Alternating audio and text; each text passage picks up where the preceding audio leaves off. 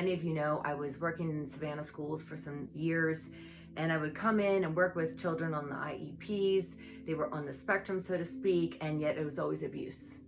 And some of the ways that abuse plays out is when a child is just parked in front of the TV or the video screen all nights on end, okay? And then a kid comes into school and it's very hypervigilant, can cry at the drop of a hat, and there's always conversations at lunch. So it was great for me because I would always sit with the kids, and I was in a particular classroom for fourth graders.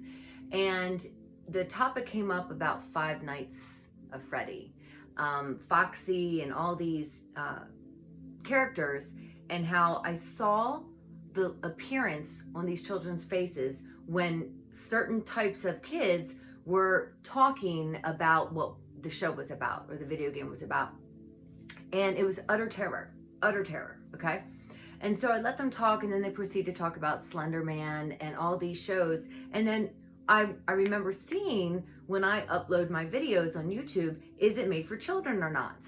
And what I think is so crafty and demonic about the times in which we live is that all of these come up under made for children because they're covered with animation or puppetry, the claymations. And if a parent is too busy, they're just going to be like, okay, yeah, it's made for kids, and we give it.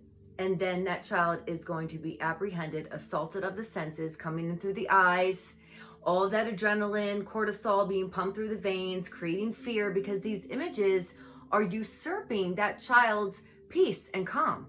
And there will be parts that come in and try to migrate past what has been obstructing their senses, and we have an issue on our hands. And so these children aren't adapting. They're having problems in school cognitively because there's a lot of fear that is already coming at them, and they're not being protected by it.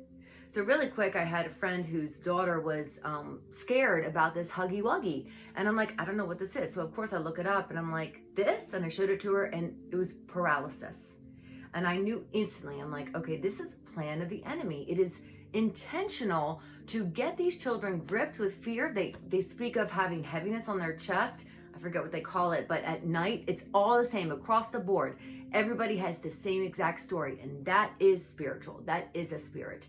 So I looked at this young little girl and I was like, look, in the name of Jesus, we are taking this thing off of you right now. It will not plague you. It will not torment you or hover.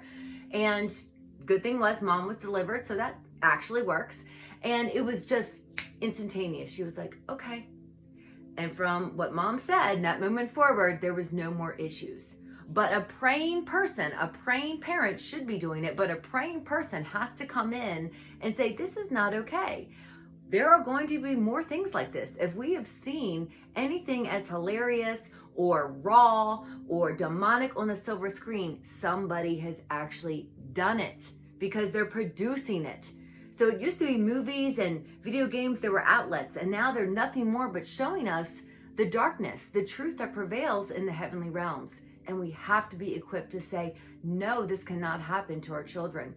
There is nothing we can do when we want to post our own videos, but we can't even say that this is for children, and then we have to prove that it's going to be something wholesome where anybody else can just say, oh, it is for kids, and they get away with it.